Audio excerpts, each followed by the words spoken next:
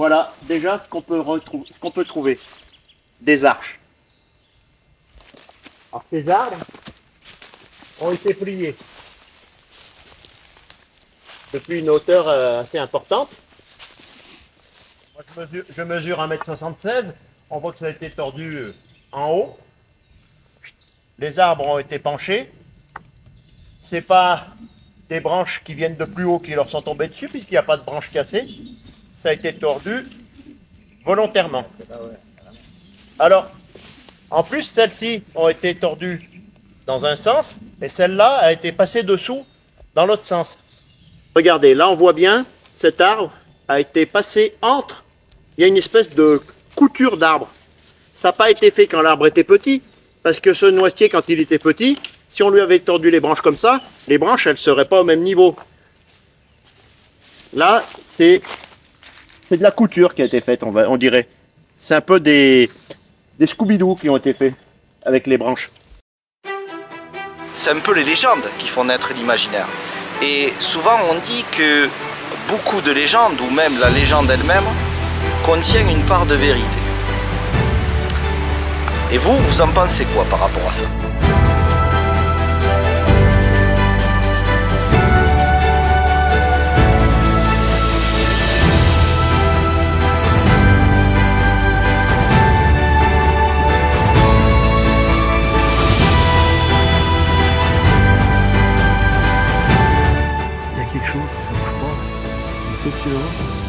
Là, on a une structure, on peut bien identifier que ça s'est pas fait tout seul.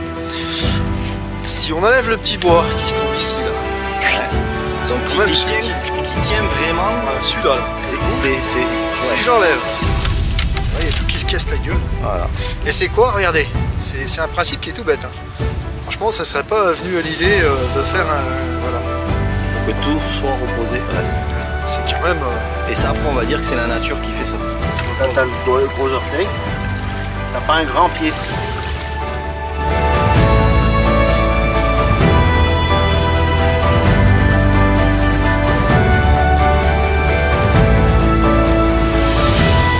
T'as plus qu'à, hein. C'est emmêlé, tu peux encore vérifier une fois. Après, je vois pas comment la nature aurait pu faire ça tout seul. Et je vois pas des gens qui s'amusent à entortiller des branches à cette hauteur, quoi.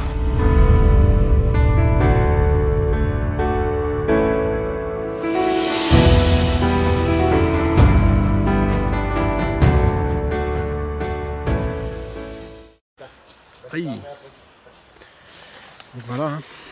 Pour trouver configuration les arches, hein. C'est bien tressé comme il faut, hein. On peut voir. Voilà.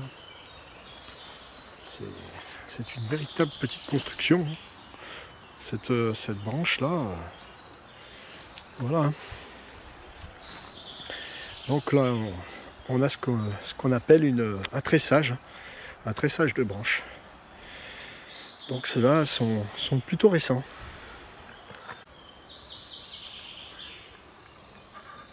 À chaque fois qu'on voit ça, là, ces tressages, on voit bien des tressages quand même, là.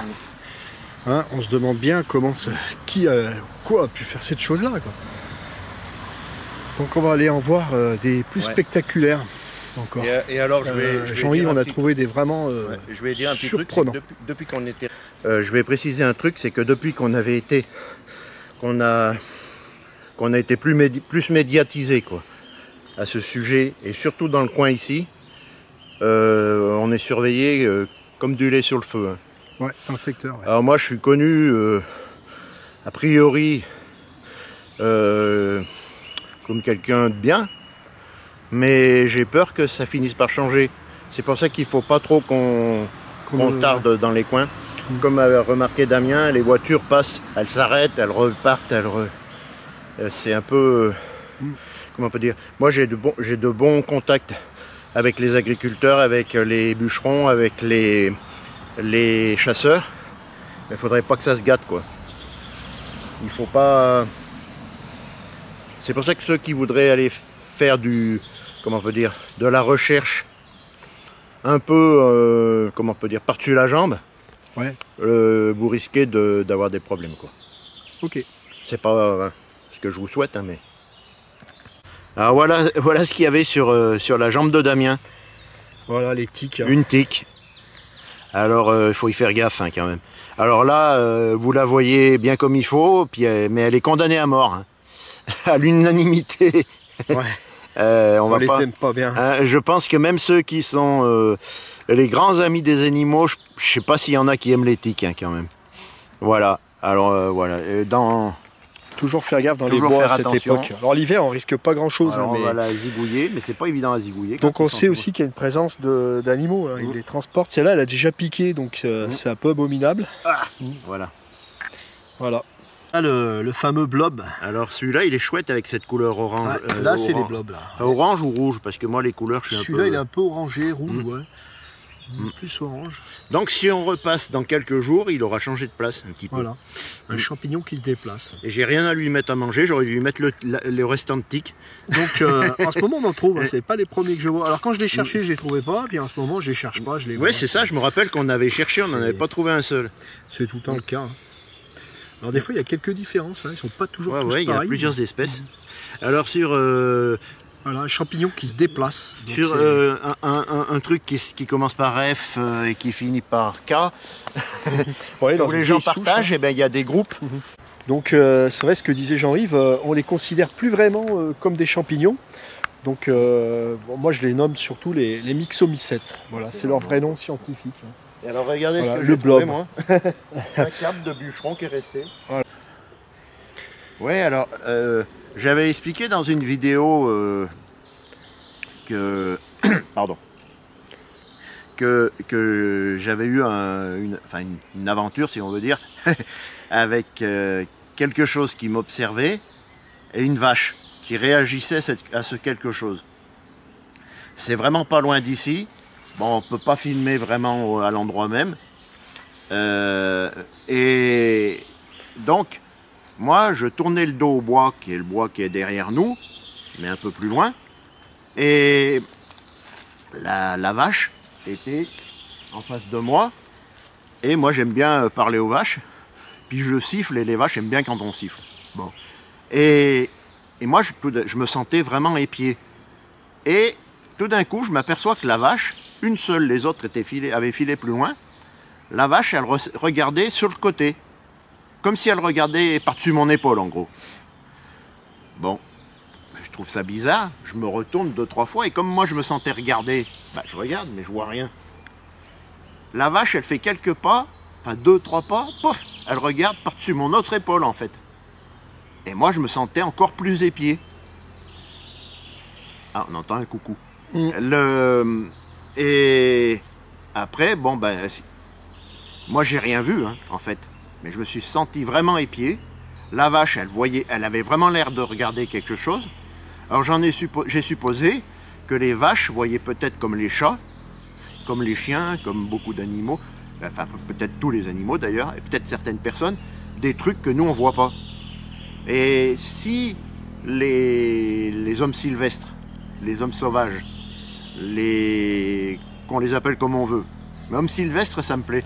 Homme sylvestre, c'est pas mal. L'homme des... Excusez-moi. Je tousse parce qu'il y a des petits trucs qui volent et qui me... Les pollens. Ouais. Et du coup, ben, je suis persuadé que la vache, elle voyait quelque chose. Et qu'elle aurait peut-être pu... C'est un peu bête hein, ce que je vais dire, mais elle devait se dire, c'est dommage que lui qui s'intéresse, il n'arrive pas à y voir. Tu vois ce que je veux dire? Et après, coup, tout d'un coup, on est toujours dans le secteur. La vache, et puis elle a filé. Il faut dire aussi qu'on est dans le secteur où on observe des arches et des tressages sauvages. Voilà, Piqui. Que tu as découvert déjà en 2011. Tu suis la piste de ces ouvrages un peu curieux. Et puis là, le truc, c'est que ça se modifie régulièrement. Moi, j'y tiens vraiment à l'œil. J'ai fait un petit break en 2022 parce que je m'étais fait mal. J'ai fait une mauvaise chute et suite à cette chute, j'ai moins erré, moins erré dans les bois, quoi. J'ai moins farfouillé. Mais ça évolue régulièrement. Et alors, ce qui était intéressant en haut de la route, maintenant, c'est passé la même chose, sensiblement la même chose en bas de la route. Et maintenant, après, ça file, ça descend vachement loin après. Hein. Ouais. Et ça file jusqu'à un. Ouais, il y a vraiment un corridor vert. Il y a vraiment un truc. Un passage de bêtes. Voilà. Ouais. Et puis, alors, je répète ce que je répète chaque fois, parce que les gens disent oui, mais la forêt, elle recule et tout. Oui, c'est vrai dans le monde, dans l'ensemble. Mais chez nous, la forêt avance. Ouais. Malgré qu'il y ait beaucoup de coupes de bois. Bon, il y a beaucoup de coupes de sapins et d'épicéas, mais c'est des arbres qui ont été plantés pour être. C'est une culture en fait. Oui, c'est une culture. D'ailleurs, les essences du côté de la Chartreuse, elles changent. Hein. C'est plus les mêmes. C'est plus le sapin pectine. Hein. C'est vraiment maintenant, c'est d'autres sapins. Le sapin pectiné, oui. Et des essences qui résistent mieux à la sécheresse. Ouais. C'est super étrange de voir ce qu'ils font. Mais, de toute façon, quand tu vois, moi je pense, je suis contre le fait, sauf s'il y a un danger, mais qu'on élimine les plantes colonisatrices dans l'ensemble, parce qu'en général, si elles viennent, c'est que elles s'adaptent au climat, elles s'adaptent au sol, elles s'adaptent à ça. Si on les enlève pour laisser pousser ce qui poussait avant, eh ben on l'aura dans le baba, parce que ça ne va pas pousser pour autant. Et il faut ça. Alors, les gens bien intentionnés, l'ONF, tout ça, ils disent qu'il faut planter de nouvelles espèces, des espèces qui ne craignent pas la sécheresse et patin couffin. Et ce qui est curieux, c'est que là, ils sont d'accord pour mettre des plantes qui viennent d'ailleurs. Mais quand les plantes qui viennent d'ailleurs viennent toutes seules, ah ben non, il faut vite les supprimer. Alors qu'elles sont sûrement mieux adaptées parce qu'en fait, elles viennent spontanément. C'est comme les animaux. Les animaux qui... Si ici, ils venaient à, je sais pas, je dis n'importe quoi, les chipmunks, là, les espèces de petits écureuils rayés, là, comme il y a aux États-Unis. Ah, ouais. Si on en mettait dans la nature ici, bon, ça se trouve, ça fonctionnerait bien, il y en aurait de partout. Peut-être que non. Après, ça pourrait faire du mal, enfin, être emmerdant pour les vrais écureuils, nos écureuils. Ouais. On va dire nos écureuils. Ouais. Ouais, ce sont nos écureuils. Les rouquins. Non, mais oui. Non, mais enfin, bon, souvent ils sont noirs par là. Ah ouais, c'est les Américains déjà, tu vois, c'est encore, c'est encore une espèce invasive, mince alors. Et alors, si par hasard il y en a, il faudrait pas en mettre esprit. Mais si un jour il y a une bestiole quelconque, je sais pas, qu'est-ce que c'est ? En France, il y a des moonjacks, cerfs aboyeurs, qui n'est pas un cerf d'ailleurs, c'est un cervidé. Il y en a quelques-uns, il y en a depuis très longtemps en France. Des moonjacks. On les voit quasiment jamais. Quand il s'en voit un, c'est qu'il traverse la route ou qu'il se fait écraser. Ouais. En France, il y a il y a une petite population de chevrotins porte-musques. C'est des petits, comme une mini biche avec des grandes canines. Ouais, donc elle n'a pas disparu. Je ne sais pas s'il n'y a pas que le mâle. C'est un animal qui n'est pas originaire de chez nous. Ouais. Mais ils se sont échappés et puis ils ont fait souche. En France, il y a des wallabies. Les wallabies, c'est genre de kangourou. Ils ont trouvé le même, comment on appelle ça, le même climat que chez eux. Et ils ont trouvé de la bouffe. Ils mangent de l'herbe, des feuilles, des machins. Ils ont trouvé ce qu'il fallait. Voilà. Ils sont bien. Il y en a aussi sur l'île de Man. Ah, l'île de Man, alors ils ont tout qui est ils ont beaucoup de choses bizarres à l'île de Man parce qu'ils ont des chats sans queue, ils ont des moutons à 4 cornes et ils ont des wallabies maintenant. En Allemagne, il y a des nandous. Les nandous, c'est des oiseaux proches des autruches et qui se sont échappés et puis qui ont fait souche en Allemagne. Ça doit être étonnant, avoir des nandous, c'est assez étonnant, des gros oiseaux comme ça. Le problème, c'est que ça ne peut pas... Comment on peut dire ? C'est très dangereux pour les chiens.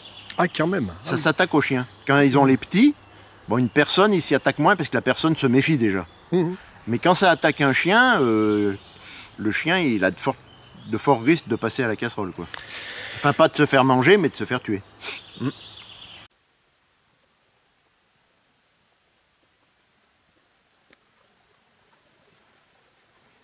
Alors là, on pourrait dire c'est une arche.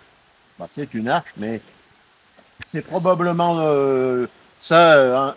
Quand il y a eu une coupe de bois, qu'il y a eu une coupe là, de sapin ou d'épicéa, et a priori ça c'est de l'accidentel. C'est pas c'est pas une curiosité. C'est pas une.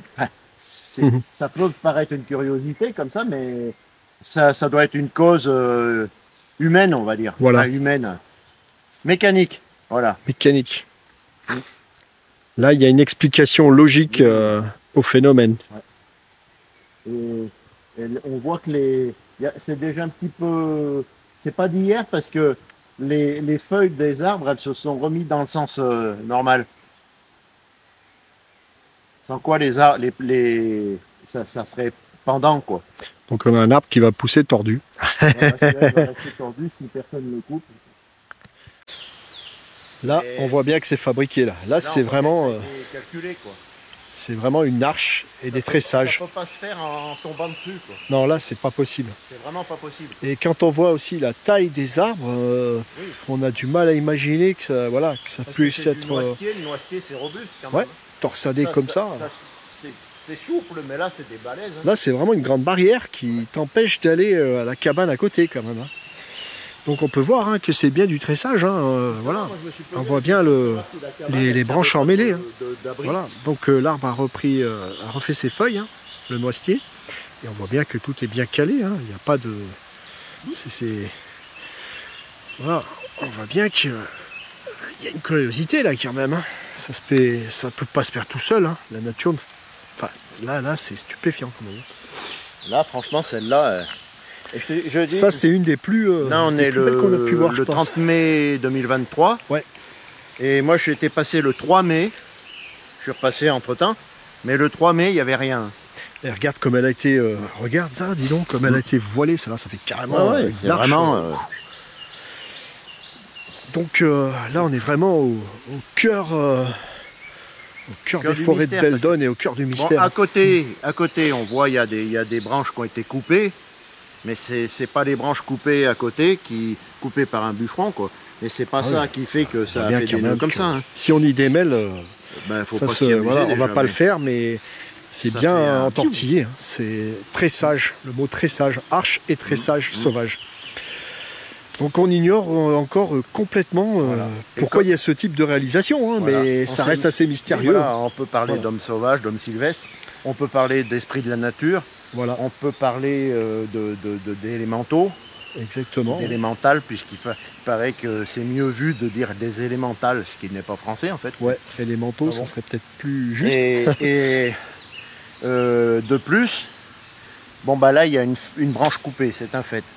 Mais celle-là, oui, elle a pu tomber, mais ouais. Et ce que je voulais dire, c'est qu'on est toujours dans l'expectative. Nous, on dit pas, Damien et moi, on dit pas, on a la solution. Non. Parce que plus on voit des cas, plus on se pose de questions. En fait, ce qui s'est passé, à la base, on l'a attribué d'abord aux HSV, fameux homme sylvestre ou homme sauvage. On va l'appeler maintenant homme sylvestre. Hein. Je pense que c'est Homo parce que homme HSV, je crois que c'est Christian Le Noël qui a inventé ça. C'est homme sauvage évolue. Ouais. C'était pour se parler entre cryptozoologues, entre hominologues. Homo sylvestris, je pense que on est plus dans le jus et c'est utilisé en Italie, homme sylvestre. Ouais. Ouais. Et je pense qu'on serait, c'est mieux de penser à des hommes sylvestres. Ça humanise un peu le truc.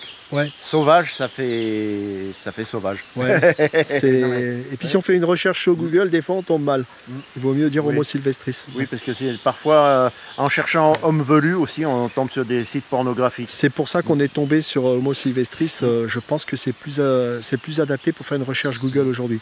Donc voilà, on a eu un témoignage donc il y a quelques années de ça avec Jean-Yves sur un Homo sylvestris qui a été vu sur Beldon, et en fait il y a toute une histoire locale qui en parle. Donc on a attribué ce genre d'arche au début sur les lieux des rencontres un peu probable. On s'est dit que ce serait probablement ces Homo sylvestris qui auraient conçu ces arches, sachant que certains phénomènes et au Canada notamment. Pour revenir à la base. Mais au jour d'aujourd'hui, on se demande s'il n'y a pas d'autres créatures, des élémentaux. Enfin, l'univers de l'invisible est vaste. Parce que facilement, là, je trouve qu'on l'attribue à ce genre aux Homo sylvestris, mais ça pourrait être complètement autre chose. Voilà. Sachant que le mystère, il existe réellement. Hein. Là, les arches et tressages sauvages, ça existe. Ça a fait craquer l'arbre. C'est dingue. C'est vraiment... Et donc on a encore des coupes de bois pas loin. Hein. Oui, toujours. Hein. C'est toujours à proximité de ces lieux. Des fois il y a des trucs comme tu as filmé tout à l'heure, où c'est vraiment la coupe de bois qui a tordu un arbre. Ouais, Mais comme là, on fait voir. Là, je sais pas comment ça aurait pu tordre l'arbre. Ça l'aurait jamais tordu comme ça. Ouais, là c'est très très insolite. Ah. Tu as tourné un peu dans le coin, Jean-Yves, pour voir s'il y avait autre chose. Mais en général, on les trouve. C'est assez. Ça là, ça fait vraiment comme une barrière, comme s'il fallait pas y franchir, quoi. Comment on peut dire? Non, je suis pas allé très très loin parce que bon bah tout seul, je peux pas non plus trop m'aventurer à perpète les oies. On pourrait imaginer qu'il y ait vraiment des esprits de la forêt hein, qui protègent la forêt. Hein. Moi, c'est bizarre. Bon, comment on peut dire? Moi, j'ai Ton avis? mon bagage, on va dire, Ah. catholique, où en fait, bon, il y a l'univers visible et invisible. Oui, ils en parlent aussi. J'en parle toujours, mais Dieu, créateur du ciel et de la terre, de l'univers visible et invisible. Eh ben, justement, l'univers invisible. Alors, il y a les anges, mais il y a peut-être plein d'autres trucs. Et là, j'en profite puisque c'est la mode du dogman, du loup-garou, pour dire que selon moi, parce que bon, j'ai une autre marotte, une passion en dehors de des arches et des trucs comme ça et de la cryptozoologie, c'est la démonologie. Et à ne pas confondre avec la démonolatrie. Hein. Je ne suis pas un ami des démons, loin de là. Et en étudiant la question, je pense qu'il y a une nette tendance à avoir des dogmen et des loups-garous de partout. Mais ça c'est un peu comme le lynx. Hein, quand c'est vieux, ça, j'avais pas tout à fait 20 ans. Quand ils avaient dit, ah ça y est, on a vu un lynx en Chartreuse, tout le monde le voyait partout. Comme j'avais dit, moi une fois j'ai répondu à quelqu'un, oui j'en ai vu un en mobilette et il n'avait pas de casque.